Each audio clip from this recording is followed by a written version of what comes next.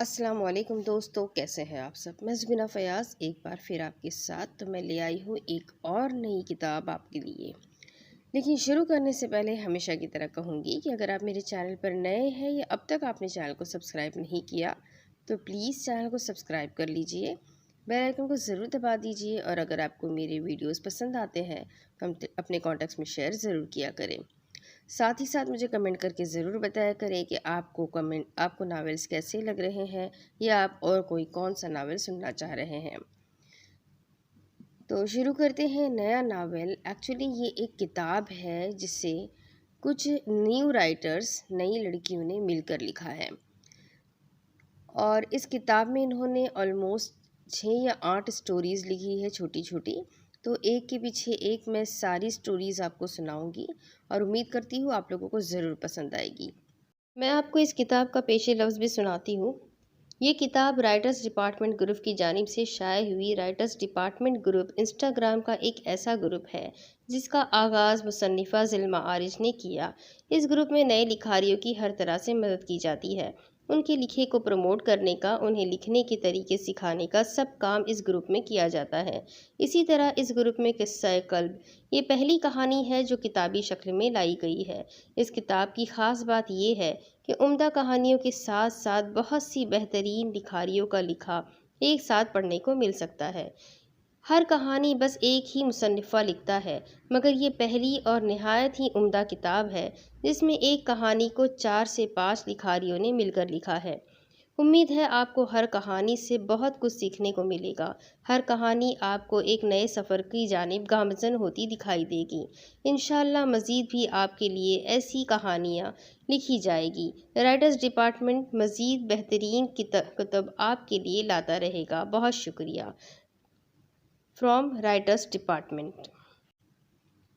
इस किताब का नाम इन्होंने रखा है किस्सा-ए कल्ब, राइटर्स डिपार्टमेंट की तरफ से।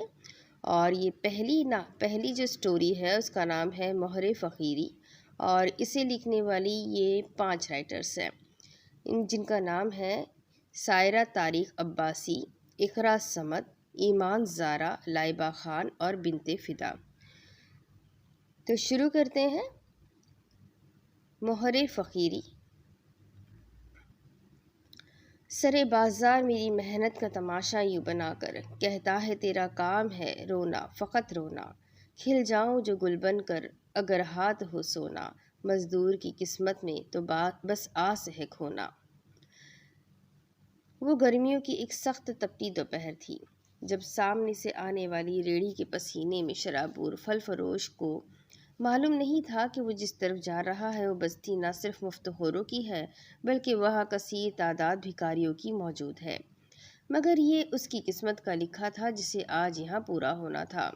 बस्ती में मौजूद एक कच्ची गली में रेड़ी घुमाते हुए उसने आवाज़ लगाई, सेब ले लो, आम ले लो, ताज़ा फल ले लो। इस आवाज़ ने सबके दिमाग की बत्तियां जला दी। ओह नमा उठ नमाड़े, जा देख कर आ क्या भाव लगाए हैं इस फल फरोश ने। जग्गू झट से उठकर दरवाजे की तरफ लपका और बुलंद आवाज़ से पुकारा, ओ रेड़ी वाले चाचा, सेब के क्या भाव है? 200 रुपये किलो। 1 रुपया कम कर लो ना। 1 रुपया कम ना लूँगा, रेड़ी वाले ने पसीना पोंछते हुए बताया। आहा चाचा, ये कैसी तार छेड़ दी तुमने।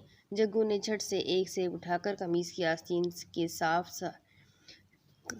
आस्तीन के साथ साफ करना चाहा कि रेड़ी वाले ने लपक कर उससे सेब छीन लिया। अजीब लोग हो तुम, सारा दिन तो मांगते फिरते रहते हो। खुदा की पनाह इतनी कमबख्ती लेकर इस ज़मीन पर उतारे गए हो कि सलामत हाथों को भी गदागिरी के लिए इस्तेमाल करते हो। अरे चाचा दे दो, इतनी दुकान चल तो रही है तुम्हारी, थोड़ा दे दोगे तो क्या कमी आ जाएगी। जग्गू ने शेखी बगारी। और कितना ज्ञान का है कूदे रहे हो। मांगना भी तो एक तरह की मेहनत है रे। तू एक सेब के पीछे मेरी गोरगंदी करा रहा है। जग्गू ने ढीठपन का मुजाहरा किया। अरे नामुराद, किस नस्ल का है रे तू, और कौन सी गोर? गोर तो तुम लोग दिन गए सारे ज़माने में हाथ फैलाकर ख़राब कर देते हो। उसने जग्गू की तरफ बड़े नफ़रत आमेज़ लहजे से देख कर कहा। अरे चाचा, थारे जैसे रोज देखू हूँ, खाली जेब ही घर जावे हैं बेचारे। इस बार जग्गू ने नखवत से सर झटका और सेब की तरफ लपकते हुए मुफ्तखोरी का मुजाहरा किया। रेडी वाले ने झट से उसके हाथ से सेब छीन लिया और गुस्से से जग्गू की तरफ देखकर बोला, भाव पूछने आया है ना, छीना झपटी करने आया है? चल भाग, भाग जा यहाँ से, वरना पत्थर से सर फोड़ दूंगा। अरे ओ निमाड़े, तुझे किस काम के लिए भेजा था और तू किधर किधर गया, धक्कम पील कर रहा है? सलोनी मासी लुंगी समेटे घर से बाहर रेडी वाले के साथ आकर खड़ी हो गई। क्यों रे, ये कैसा भाव लगाए हो तुम? हम गरीब नजर ना आवे हैं क्या तुझे? अब वो फल फरोश की तरफ लपकी। ओ बुढ़िया अम्मा, सब जानू हूँ मैं जो तुम गरीब लोग हो, सारा दिन तो मांग मांग कर खाते रहते हो। इस बार वो फलों पर पानी छिड़कते हुए बोला, देखो बुढ़िया अम्मा, खासे पेट भरे होते हैं तुम्हारे, बस आदतों के फटकार है तुम लोगों पर। अरे वाह, जुर्रत देखो जरा तुम, मारे ही जागीर में मारे को ही मियाओ। अम्मा सलोनी से अपनी बेइज्जती बर्दाश्त न हुई। है मियाओ? जग्गू ने मदाखलत करते हुए अम्मा मियाओ को टटोला। जागीर और मियाओ हजम ना हुए हैं कुछ, वो सर खुजाने लगा। साथ ही सलोनी अम्मा ने सारे मोहल्ले वालों को इस रेडी वाले के पास इकट्ठा करके, अरियो सखियो सियानियो, देखो जरा कैसे थारी जागीर में दोस्त जमाए हैं ये फल फरोश, मारी गुर्बत को फटकार बोले है। सर पीटते हुए सलोनी मासी को देख कर रेडी वाले को अपनी रगों में खून नाचता महसूस हो रहा था कि अब जान गई कि गई। बस फिर क्या था, होनी को कौन टाल सकता है। यकायक सब मासियाँ इकट्ठी हो गई और अपने अपने हौसले के मुताबिक फल बटोर लिया। जमानी खाला ने सर पर दुपट्टा बांध लिया और सर पीटने लगी। अरे नामर्द, अरे नामुराद, तू हमारे धंधे को फटकार कहे है, तेरा सत्यानाश। और साथ ही अपने बड़े बड़े हाथ डालकर सारे सेब समेट लिए और सलोनी मासी को देख कर बोली, वे मासी ले थारे हिस्से के भी बटोर लिए हूँ, चल आजा, मुँह ना लग ऐसो के। ये कहते हुए सलोनी मासी और जमानी खाला अपनी कोठरी को चल पड़ी थी। अभी रेडी वाले मियाँ ने अपना पसीना खुश भी न किया था कि उदास बाबा अपनी खुंडी संभाले हुए लंगड़ाते हुए रेडी के पास आ खड़े हुए और अपना हिस्सा डालते हुए बाकी के फल इकट्ठे कर लिए। अभी रेडी वाले मियाँ ने मजमत करना ही चाहिए थी कि ऐनक नाक पर लगाए उदास बाबा ने अपना तजुर्बा झाड़ते हुए कहा, ओ जवान, मारी गल सुन, मेहनती छोरे, मारे को मेहनत करके ही कमाने की आदत होती तो थारे से ऐसे फल बटोरता क्या। उदास बाबा तंजा हंसते हुए अपनी मंजिल को रवाना हो गए। रेडी वाले मियाँ पर तो क़यामत सुग़रा नाजिल हो चुकी थी। वो अपने कुल माशी सरमाए पर फ़कत चंद हरे पत्ते देखकर बेसाख्ता रो पड़ा और ये गुनगुनाता हुआ वहाँ से चल पड़ा, रांझा गुंडे ले आता तो हीर की शादी टल सकती थी। पेट का दोज़ख ऐसी चीज़ है जो किसी नफ़ा नुकसान की परवाह किए बगैर हर वक्त मुंह खोले खड़ा रहता है। इसी शिकमसेरी की खातिर चढ़ते सूरज की तेज़ गर्मी में फल फरोश अपनी रेड़ी को शरीफों की बस्ती की जानिब ले जाते हुए दिल ही दिल में सोच रहा था कि आज यहाँ से अपने हक़ की कमाई कर सकूँगा। बस्ती शरीफा में दाखिल होते ही उसने आवाज़ें लगाना शुरू की, फल ले लो, ताज़ा फल ले लो। अस्सलाम वालेकुम भाई, छत से झाँकते हुए सफ़ेद कुर्ते में मलबूस, ऐनक लगाए, अखबार हाथ में लिए असलम साहब ने आवाज़ लगाई। जी वालेकुम अस्सलाम भाई, कहिए। फल फरोश मियाँ ने ऊपर से आवाज़ देने वाली शख्सियत की तरफ टुकटुकी जमा कर देखते हुए जवाब दिया, भाई ये केनू किस तरह किलो लगाए हैं? जी 250 रुपये किलो। अच्छा, तो और ये केले कैसे दर्जन हैं? जी ये 300 रुपये दर्जन है।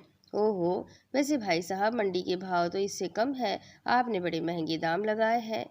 ऐनक वाले साहब ने आंखें घुमाकर कहा, जी नहीं जी नहीं, वही भाव लगाए हैं, आप रेट लिस्ट चेक कर लीजिए। फल फरोश ने वजाहत की। छत से और ज़मीन से गूंजती आवाज़ों के तबादले की वजह से अम्मा फ़ैरोज़ा ने घर के दरवाजे से झांकते हुए फल फरोश को अपनी तरफ मुतवज्जा किया। देखो भाई, हम शरीफ लोग हैं, हमसे तो ये अपने लगाए हुए रेट का मुतालबा ना करो। वो पान चबाते हुए बोली, अरे नहीं अम्मा, बिल्कुल वही रेट है जो मंडी में है। ना देखो भाई, ये शरीफ लोगों का मोहल्ला है, अम्मा जी, ये शरीफों का मोहल्ला है, तो अब मैं आपको मुफ्त फल तो नहीं दे सकता ना। रेडी वाले मियाँ ने इस बार अम्मा की बात काटते हुए कहा। अरे हम कब कह रहे हैं मुफ्त दे दो, मगर कीमत कम कर दो। अम्मा फेरोज़ा बदक कर बोली। अम्मा जी, जैसे आप कीमत कम करने का कह रही है, इस तरह तो कोई गरीब भी नहीं कहता है। अब रेडी वाले को महसूस हो रहा था कि अब के बार भी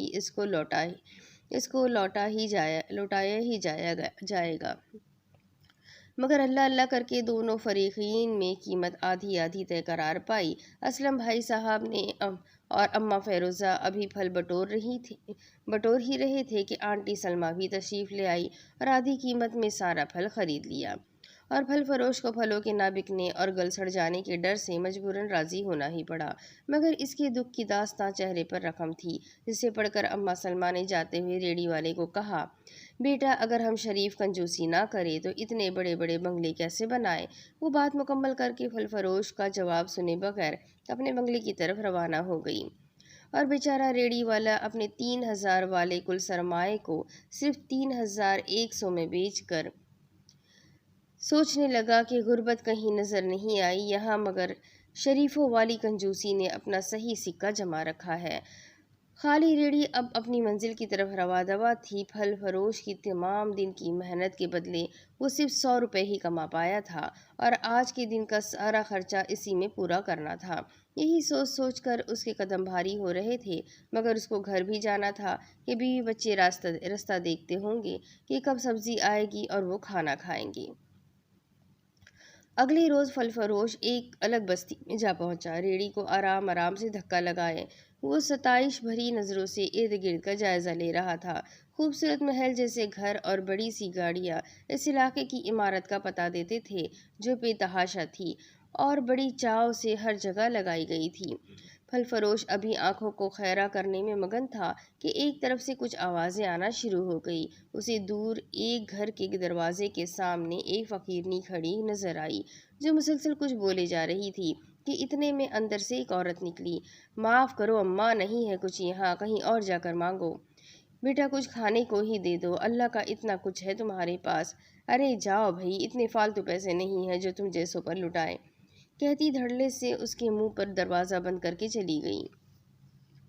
पास खड़ा फल फरोश उदासी के आलम में सारा माजरा देखते हुए रेडी लेकर आगे चल पड़ा, मगर पीछे से कुछ गिरने की आवाज़ पर मुड़ा तो क्या देखता है कि वही औरत सारा खाना घर से बाहर मौजूद कूड़ेदान में डाल रही है। रेडी वाला सिर्फ आह भर कर रह गया कि क्या होता अगर ये उस फ़कीर को दे देती। या अल्लाह, तूने भी कैसे कैसे लोगों को नवाजा है। एक आज़रदा सी आवाज़ में बोल कर आगे चल पड़ा। ओ रेड़ी वाले चचा, ये फल कैसे है? इनमें से साफ साफ निकाल दे। एक लड़का भागता हुआ आया और फल निकालने लगा। जी चचा, कितने हुए? फल फरोश ने जैसे ही उसे पैसे बताए और लड़का बहस करने लगा कि रेट कम करो, फ्रूट इतने अच्छे नहीं जितनी कीमत है, वगैरह वगैरह। उफ, आप जैसे लोग जो अपने कपड़े जूते वगैरह इतने बड़े मॉल से ख़रीदते हैं, वहाँ आप कुछ कम नहीं करवा सकते, तो यहाँ हम जैसे गरीब को जायज़ पैसे देने में कंजूसी करते हैं और गरीब का हक मारते हैं। रेडी वाला तैश में आकर बोला।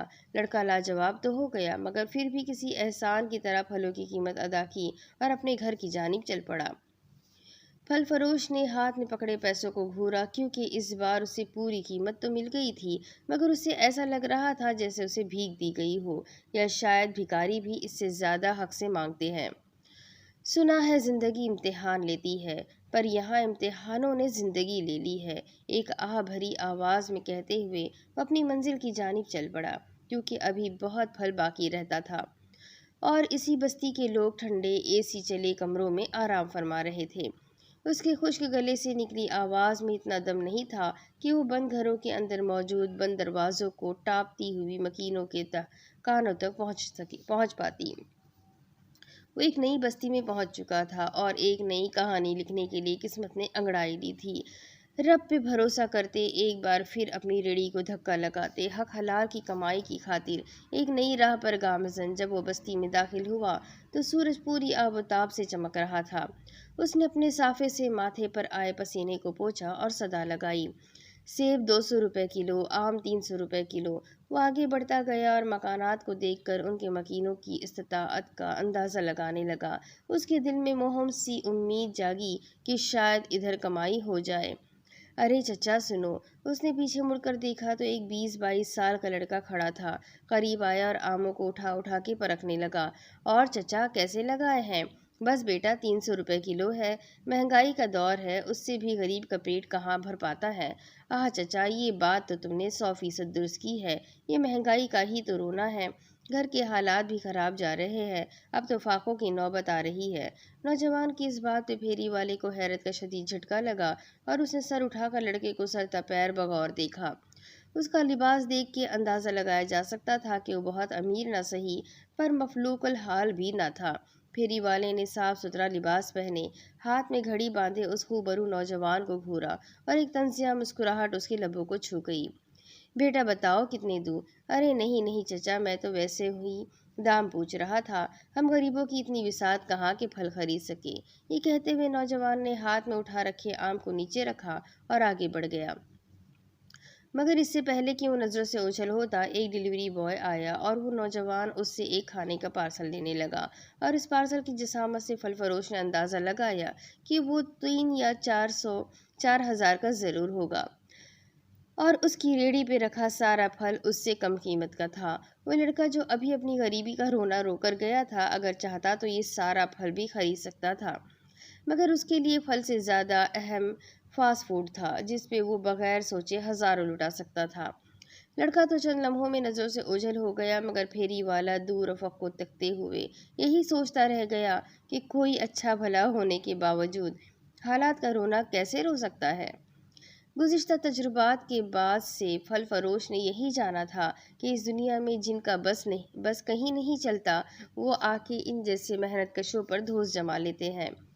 वो गुर्बत जो कभी आम हुआ करती थी, अब बस मेहनत कशों के घरों पर डेरा जमा के बैठी है। ऊंचे तबके वाले सूद और रिश्वत लेकर ऐश कर रहे हैं और निचला तबका धोस से भीख मांग कर या फिर छीना झपटी करके आराम से पेट पाल रहा था। और दरमियानी तबके की तो बात ही मत कीजिए। यह ना तो 3 में है ना 13 में। ऊपर से गुर्बत का रोना रोते हैं और शौक अमीरों वाले रखते हैं, जिनमें से अक्सर पूरे भी हो जाते हैं। बस फिर जो चंद एक रह जाते हैं, ये इनको सीने से लगाए सारी उम्र महरूमियों और गुर्बत का रोना रोते रहते हैं।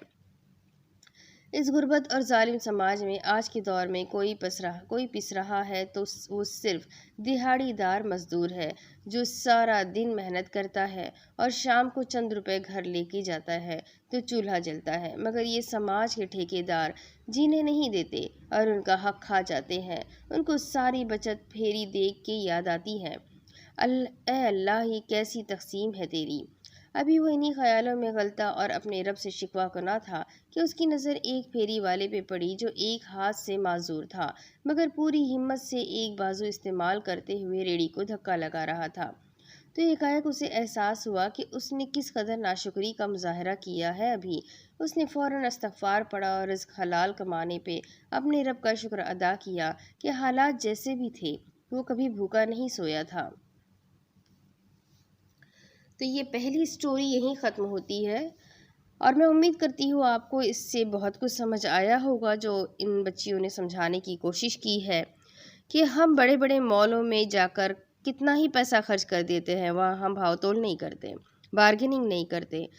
हम जहाँ फूड ऑर्डर करते हैं, फास्ट फूड ऑर्डर करते हैं, वहाँ भी हम बार्गेनिंग नहीं कर सकते। हम डायरेक्ट फूड ऑर्डर करते हैं ऑनलाइन और मंगा कर खाते हैं। लेकिन जहाँ बात इन गरीबों की आती है, जब इनसे फल या सब्ज़ी या कुछ भी ख़रीद रहे होते हैं, हम उनसे बार्गेनिंग करने से पीछे नहीं हटते। तो हमें सोचना चाहिए इस बारे में। बहुत प्यारी कहानी लिखी है, छोटी सी है लेकिन बहुत ही ज़्यादा समझाने वाली मोरल स्टोरी है। उम्मीद करती हूँ आप लोगों को भी ये बात ज़रूर समझ आ गई होगी, और अगर समझ आ गई है तो फटाफट से अपने कॉन्टेक्ट में शेयर करो। आगे की तरफ बढ़ते हैं, न्यू स्टोरी की तरफ। इसी किताब में किस्सा क़ल्ब में दूसरी स्टोरी इन्होंने क्या लिखी है, ये पढ़ते हैं। तो इस स्टोरी को मैं यहीं ख़त्म करती हूँ और दूसरी शुरू करती हूँ। चलिए, अल्लाह हाफ़िज़।